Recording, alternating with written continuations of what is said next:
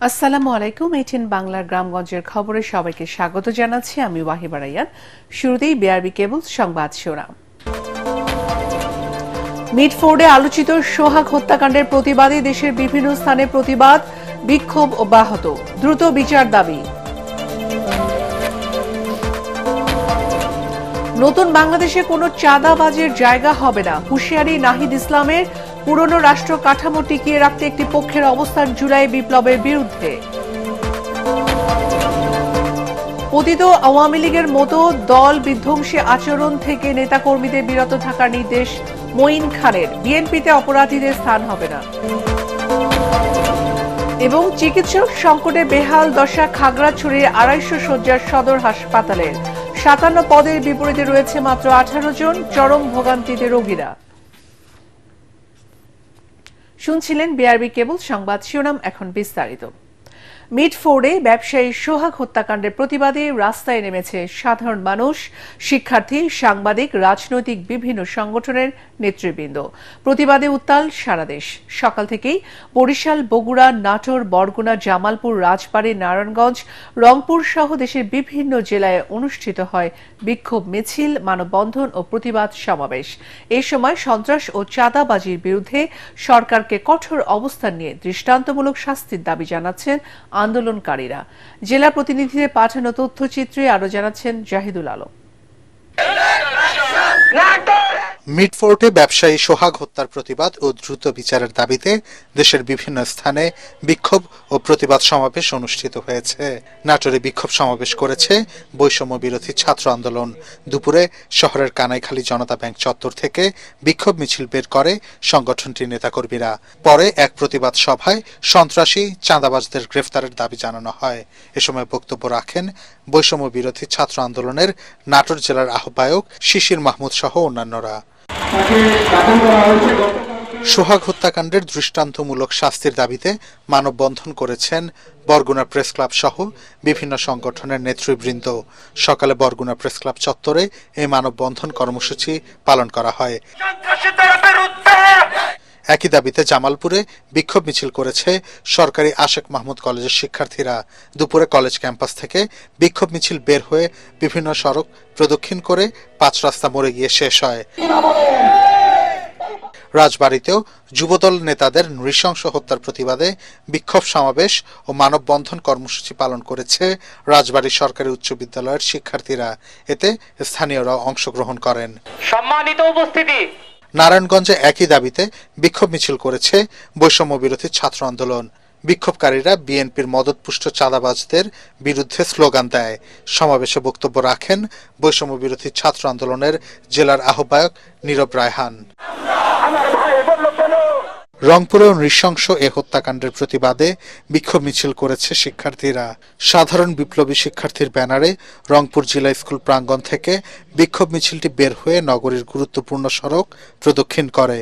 এরপর বেগম রোকেয়া বিশ্ববিদ্যালয়ের সামনে শহীদ আবু সাইদ চত্বরে পথসভায় বক্তৃতা করেন বৈষম্য বিরোধী ছাত্র আন্দোলন রংপুর জেলার আহ্বায়ক ইমরান আহমেদ।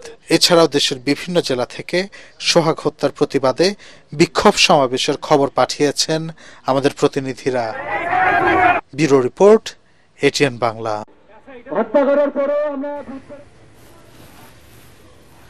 নতুন বাংলাদেশে কোনো চাঁদাবাজের জায়গা হবে না বলে হুঁশিয়ারি দিয়েছেন জাতীয় নাগরিক পার্টির আহ্বায়ক নাহিদ ইসলাম। জুলাই পদযাত্রার অংশ হিসেবে সাতক্ষীরায় শহীদ আসিফ চত্বরে আয়োজিত পথসভায় তিনি এ হুঁশিয়ারি দেন। নাহিদ বলেন, ফ্যাসিবাদের পতন ঘটিয়ে রাষ্ট্র সংস্কার, জুলাই গণহত্যার বিচার এবং নতুন সংবিধান রচনাই আমাদের লক্ষ্য। একটি পক্ষ এ প্রত্যাশার বিরুদ্ধে দাঁড়িয়ে পুরনো রাষ্ট্র কাঠামো টিকিয়ে রাখতে চায়। দলটি ভেবেছে ২-৩টি আসনে লোভ দেখিয়ে এনসিপিকে কিনে নেবে। জুলাই বিপ্লবীদের কেনার সাধ্য কারণেই বলে জানান নাহিদ। পথসভার আগে শহীদ আসিফ চত্বর এলাকায় জুলাই বিপ্লবে আহত ও নিহতের পরিবারের সদস্যদের সাথে কথা বলেন এনসিপি নেতারা। এর আগে পদযাত্রা আমতলা মোড় থেকে শুরু হয়ে শহীদ আসিফ চত্বরে গিয়ে শেষ হয়। এরপর বাগেরহাটের উদ্দেশ্যে রওনা হন কেন্দ্রীয় নেতৃবৃন্দ। ছাত্র তরুণ জনতা ১৬ বছরের ফ্যাসিস্ট স্বৈরাচারী হাসিনাকে দিল্লিতে পাঠাতে পারছে। সেই দেশের ছাত্র তরুণ কোন সামান্য চাঁদাবাজদেরকে ভয় পাবে না। সংগ্রামী বন্ধুগণ, ঐক্যবদ্ধ হন, নতুন করে প্রস্তুতি নিন। বাংলাদেশ রাষ্ট্রকে আমাদেরকে ইসলামের ভিত্তিতে বৈষম্য বিরোধী এবং দুর্নীতি বিরোধী রাষ্ট্র হিসেবে গড়ে তুলতে হবে। যে কারণে আমাদের শহীদেরা রক্ত দিয়েছিল, সাতক্ষীরার মানুষ রক্ত দিয়েছিল, সেই সকল শব্দ বাস্তবায়ন করতে হবে। সংস্কার ও গণহত্যার বিচার চলমান প্রক্রিয়া। অন্তর্বর্তী সরকারের প্রধান দায়িত্ব দেশে গণতন্ত্র প্রতিষ্ঠা করা। দ্রুত নির্বাচনের মাধ্যমে জনগণের হাতে ক্ষমতা ফিরিয়ে দেওয়ার দাবি জানিয়েছেন বিএনপির জাতীয় স্থায়ী কমিটির সদস্য ড আব্দুল মঈন খান। সকালে রাজশাহী ভুবন মোহন পার্কে মহানগর বিএনপি আয়োজিত নতুন সদস্য সংগ্রহ ও নবায়ন কর্মসূচিতে ফর্ম বিতরণ সভায় প্রধান অতিথির বক্তব্যে তিনি একথা বলেন। এ সময় পতিত আওয়ামী লীগের মতো আচরণ করা থেকে বিএনপি নেতাকর্মীদের বিরত থাকার নির্দেশ দেন মঈন খান। গণতন্ত্র প্রতিষ্ঠা করার দায় দায়িত্ব যেটা বাংলাদেশের 18 কোটি মানুষ এই অন্তর্বর্তীকালীন সরকারকে দিয়েছে, আমরা বিনীতভাবে বলবো, দেশের মানুষ আপনাদের উপরে আস্থা রেখেছে। আপনারা যত দ্রুত সম্ভব তাদের সেই আস্থার প্রতিদান প্রদান করুন। আগে সংস্কার হবে, আগে বিচার হবে, পরে গণতন্ত্র হবে, পরে নির্বাচন হবে। এই কথা আমরা আজকে অন্তর্বর্তীকালীন সরকারের মুখে শুনতে চাই। বিএনপিতে অপরাধীদের স্থান হবে না। একটি দল বিএনপিকে নিয়ে অপপ্রচার চালাচ্ছে বলে জানিয়েছেন দলের কেন্দ্রীয় নেতা অ্যাডভোকেট রুহুল কুদ্দুস তালুকদার দুলু। নাটোর জেলা পরিষদ অডিটোরিয়ামে জেলা শ্রমিক দল আয়োজিত জুলাই আগস্ট অভ্যুত্থানে হতাহত শ্রমিকদের স্মরণের সমাবেশে তিনি এসব কথা বলেন। দুলু আরও বলেন, ঢাকায় ব্যবসায়ী হত্যার সাথে জড়িতদের আজীবন দল থেকে বহিষ্কার করা হয়েছে। গত 10 মাসে বিএনপি থেকে 4500 নেতাকর্মীকে বহিষ্কার করা হয়েছে বলে জানান দুলু।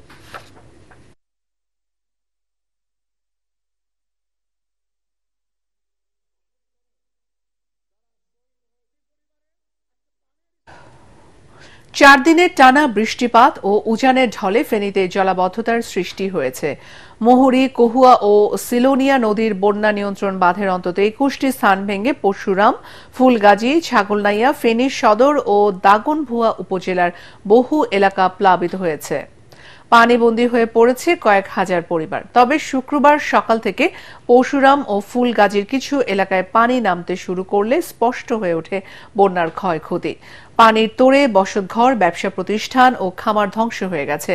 অনেক মাছের ঘের ও ফসলি জমি বিলীন হয়ে গেছে নদীতে। জেলা প্রশাসনের তথ্য মতে পরশুরাম ও ফুলগাজী উপজেলার 109টি গ্রাম প্লাবিত হয়েছে। এ পর্যন্ত 1000-এর বেশি মাছের ঘের ও পুকুর এবং 1655 হেক্টর ফসলি জমি ক্ষতিগ্রস্ত হয়েছে। 24 ঘন্টায় রাজবাড়ীতে ডেঙ্গুতে আক্রান্ত হয়ে আরো 5 জন রোগী ভর্তি হয়েছে।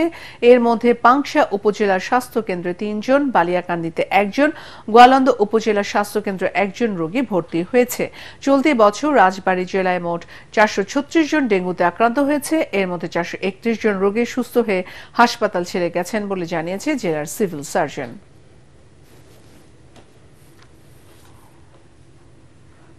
পাহাড়ি জনপদ খাগড়াছড়িতে স্বল্প মূল্যে চিকিৎসা সেবার একমাত্র অবলম্বন খাগড়াছড়ির 250 শয্যার সদর হাসপাতাল। কয়েক লাখ মানুষের একমাত্র ভরসা এই হাসপাতালটিতে চিকিৎসক কম থাকায় ভোগান্তিতে পড়ছেন রোগীরা। অন্যদিকে চাপ বেশি থাকায় হিমশিম খেতে হয় চিকিৎসকদের। আছে বিভিন্ন চিকিৎসা সরঞ্জামাদির অভাব। খাগড়াছড়ি থেকে আবু দাউদের পাঠানো তথ্য ও ছবিতে আরও জানাচ্ছেন আশিকুর রহমান। রোগীর চাপে বেসামাল খাগড়াছড়ি আধুনিক জেলা সদর হাসপাতাল। প্রতিদিন বহির্বিভাগে চিকিৎসা নেন 600 থেকে 700 রোগী। হাসপাতালে ভর্তি থাকেন অন্তত 150 থেকে 200 জন। অভিযোগ রয়েছে 250 শয্যার হাসপাতালে চিকিৎসক সংকটে সময় মতো চিকিৎসা পান না রোগীরা। আমরা বিভিন্ন উপজেলা, বিভিন্ন দূর দূরান্ত থেকে আসি শুধু ডাক্তার দেখানোর জন্য, কিন্তু আমরা অনেক সময় ডাক্তার না পাই অনেকক্ষণ অপেক্ষা করে চলে যেতে হয়। যেহেতু এটা আধুনিক জেলা সদর হসপিটাল, তো একটু ভালো মানের সেবা আর কি চাই। 9টার দিকে আসছি, ছোট বাচ্চা নিয়ে এসে বসে 2 ঘন্টা ধরে এইমাত্র ডাক্তার আসছে। 2024 সালে 250 শয্যায় উন্নীত হওয়া হাসপাতালটি চলছে 50 শয্যার লোকবল দিয়েই। 57 জন চিকিৎসক থাকার কথা থাকলেও আছেন মাত্র 18 জন। চোখ, নাক, গলা, মেডিসিন, সার্জারি ও প্যাথোলজি বিশেষজ্ঞ নেই। নার্স ও অন্যান্য জনবল কম থাকায় চাপে থাকতে হয় হাসপাতাল কর্তৃপক্ষকে। বর্তমানে আমাদের 250 বেডের কার্যক্রম চলছে, তার মানে আমরা 50 শয্যার জনবল নিয়ে যে কাজ করে যাচ্ছি তা আমাদের ধারণ ক্ষমতা 5 গুণের বেশি, আমাদের উপর বেশ ভালোই চাপ হচ্ছে। নির্মাণাধীন ভবনের কাজ শেষ হলে এসব সংকট দূর হবে বলে আশা করছেন জেলা সিভিল সার্জন। আমরা স্বাভাবিকভাবে এটা স্বল্পতা পূরণের জন্য, সমস্যা দূরীকরণের জন্য, চিকিৎসা সেবা অব্যাহত রাখার জন্য বিভিন্ন উপজেলা থেকে আমরা মেডিকেল অফিসার এবং কনসালটেন্ট জেলা পরিষদের সাথে সমন্বয় করে আধুনিক জেলা সদর হাসপাতালে পদায়ন করা হয়েছে। স্থানীয়দের ন্যূনতম চিকিৎসা সেবা নিশ্চিত করতে অবিলম্বে হাসপাতালটির জনবল সহ অন্যান্য সংকট দূর করার দাবি এলাকাবাসীর। Bureau report, ATN Bangla. টাঙ্গাইলের কালীহাতিতে বিনামূল্যে চিকিৎসা সেবা দিয়েছে বাংলাদেশ সেনাবাহিনী।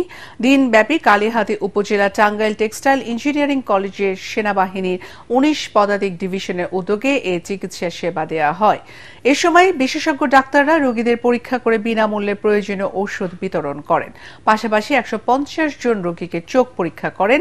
সেনাবাহিনীর পক্ষ থেকেও চশমা দেওয়া হয়। এই সময় উপস্থিত ছিলেন 19 পদাতিক ডিভিশনের ব্রিগেডিয়ার জেনারেল মোহাম্মদ মাহমুদুর রহমান সহ সেনাবাহিনীর ঊর্ধ্বতন কর্মকর্তারা। ব্রাহ্মণবাড়িয়ার সীমান্তে মাদক ও চোরাচালান বিরোধী অভিযান চালিয়ে প্রায় 5 কোটি টাকা মূল্যের বিপুল পরিমাণ ভারতীয় অবৈধ পণ্য ও মাদকদ্রব্য জব্দ করেছে বিজিবি। সকালে জেলার সীমান্তবর্তী আখাউড়া সীমান্তে সুলতানপুর 60 বিজিবি ব্যাটালিয়ন এলাকার চণ্ডীদারে অভিযান চালিয়ে এসব অবৈধ পণ্য জব্দ করা হয়। জব্দকৃত মালামালের মধ্যে রয়েছে ভারতীয় মোবাইল ডিসপ্লে, সিগারেট, জিরা ও ঔষধ।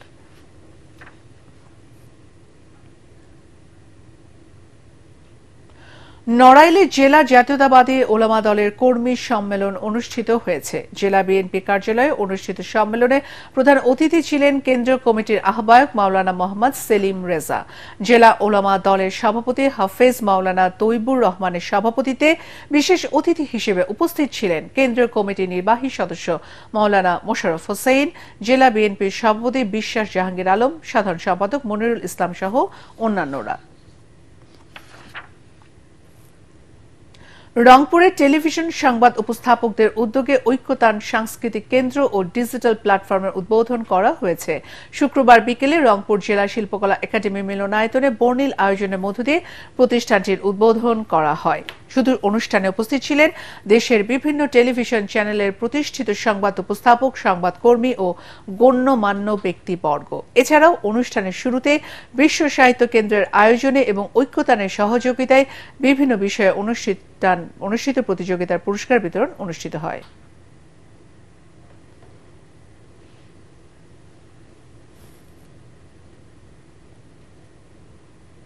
পরবর্তী সংবাদ দেখার আমন্ত্রণ জানিয়ে এখনকার মতো শেষ করছি। এটিএন বাংলা সংবাদ ইউটিউবে দেখতে ব্রাউজ করুন youtube/এটিএন বাংলা নিউজ। ধন্যবাদ।